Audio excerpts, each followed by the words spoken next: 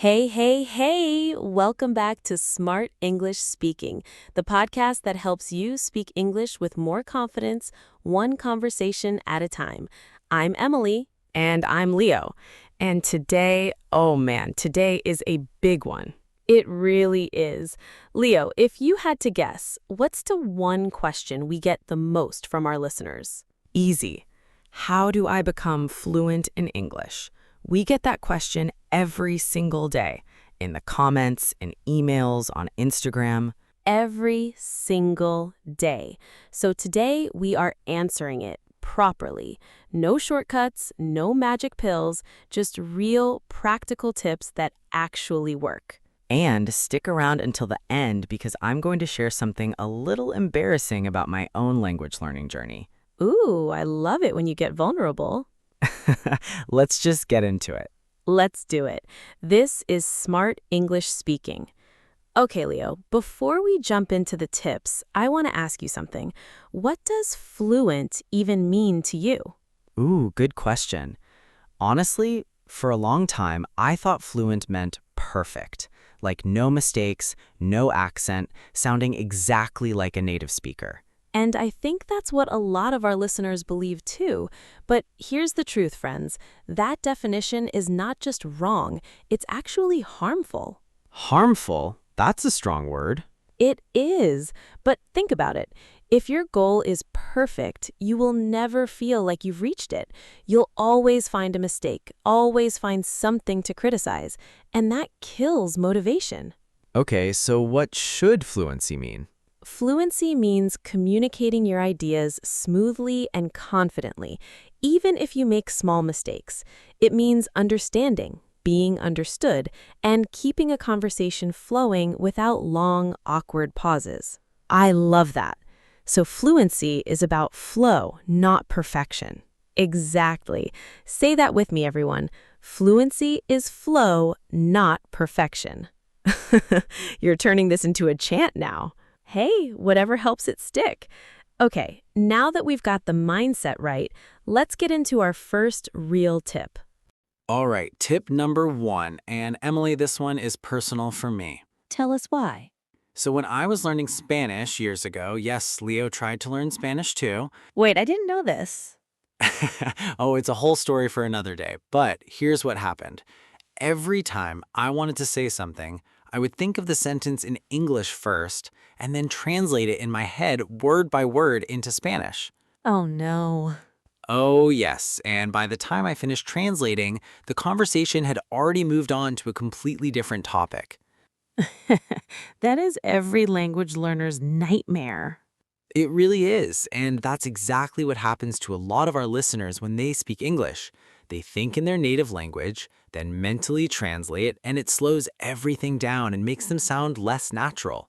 So the fix is start thinking directly in English. Exactly, and I know that sounds intimidating, but you can start small. Give us an example. Sure, let's say you're making coffee in the morning. Instead of thinking in your language, just try to think, I'm pouring the water. The coffee smells so good, I need a cup.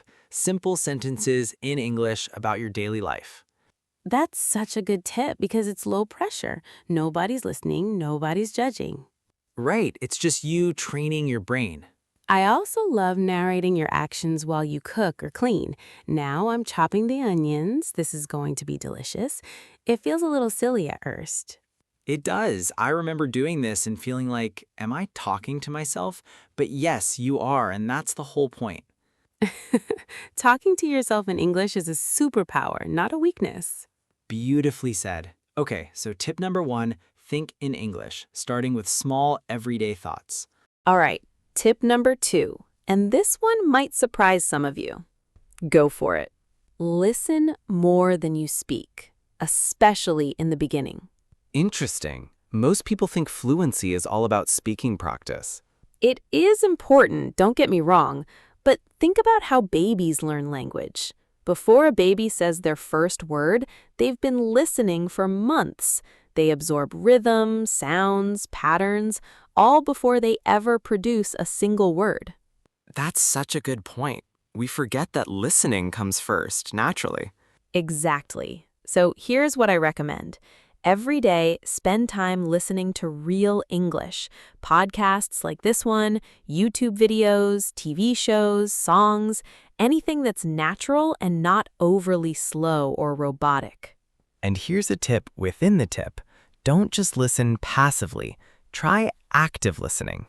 Ooh, explain that. So, active listening means you're paying close attention to how words connect, how sentences flow, what expressions are used. You might pause a video and repeat a sentence out loud. You might write down a new phrase you heard. That's the difference between listening and absorbing.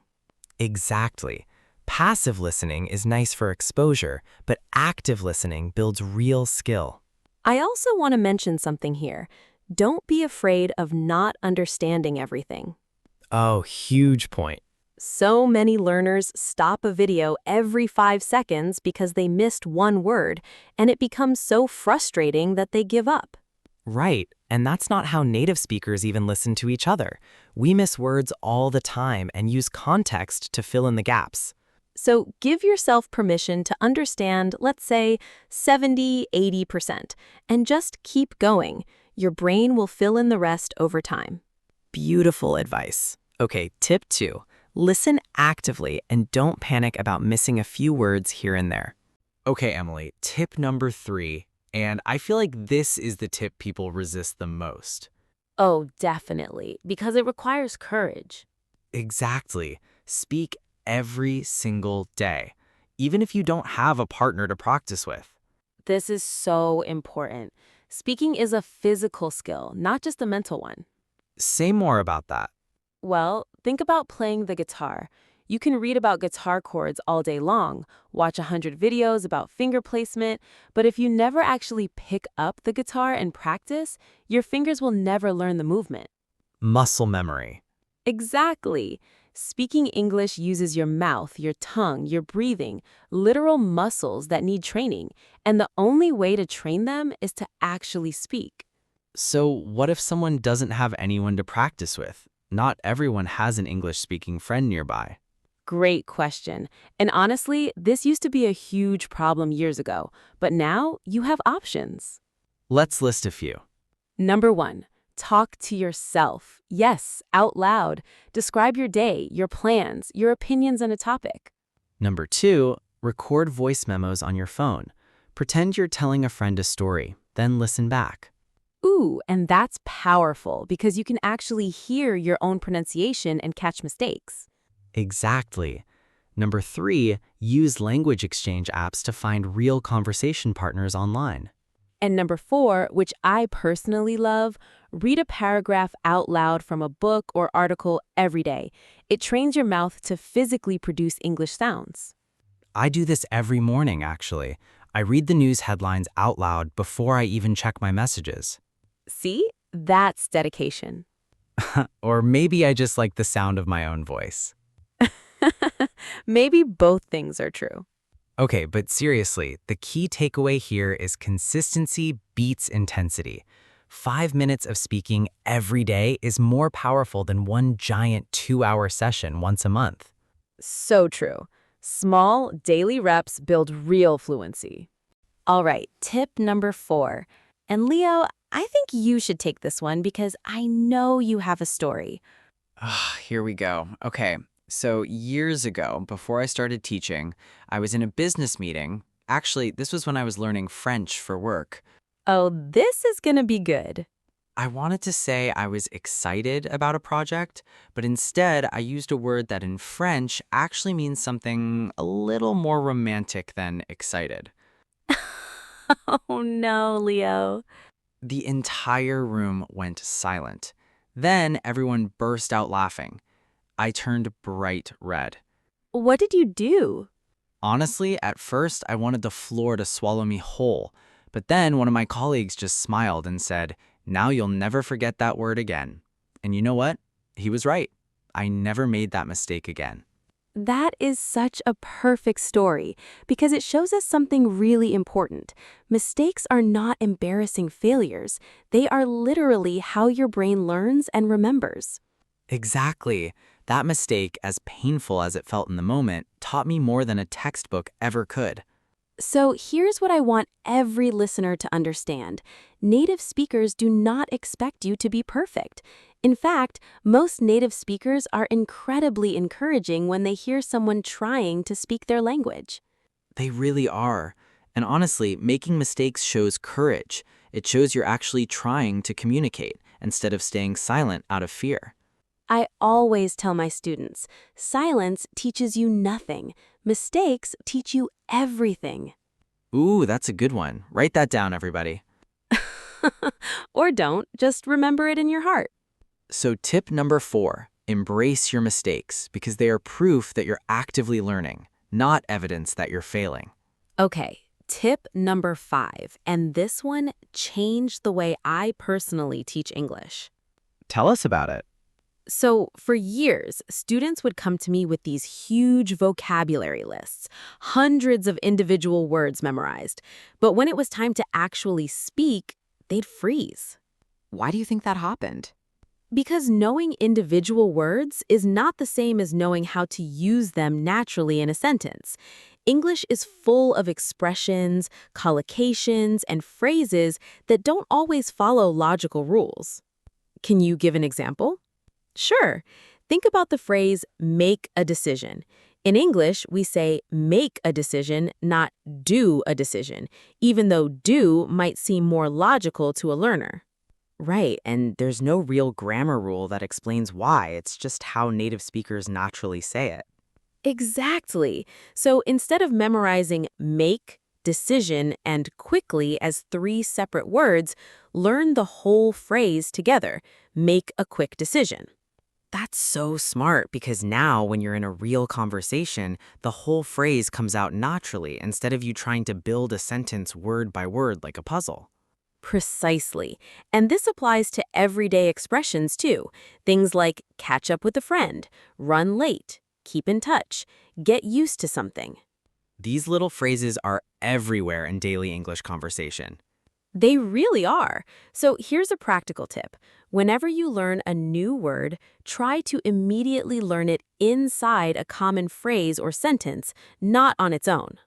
And if you hear a native speaker use an interesting expression, write down the entire phrase, not just the new word. Perfect advice. Tip 5, learn chunks of language, not isolated words. Okay, tip number 6, and I know a lot of our listeners are going to relate to this one. Go ahead.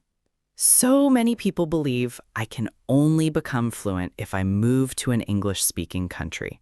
Such a common belief, and honestly, it's just not true anymore. Not even a little bit.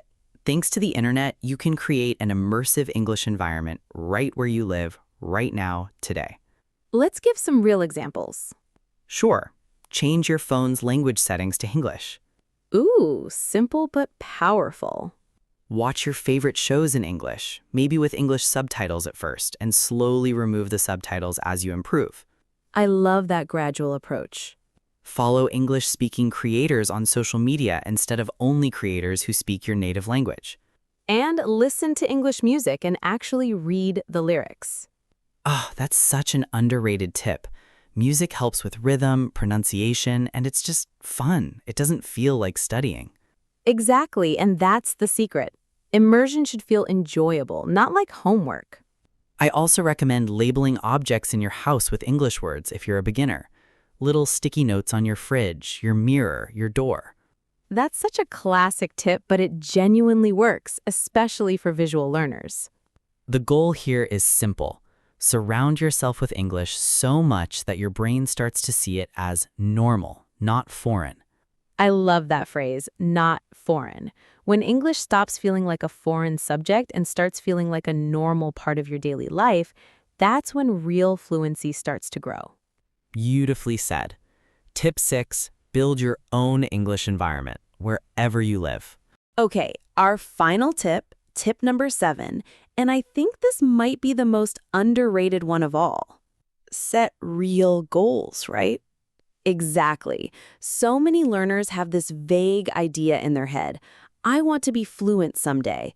But someday isn't a goal, it's a dream. Ooh, that's a strong statement. It's true, though. A dream doesn't have a deadline, a plan, or a way to measure progress. A goal does.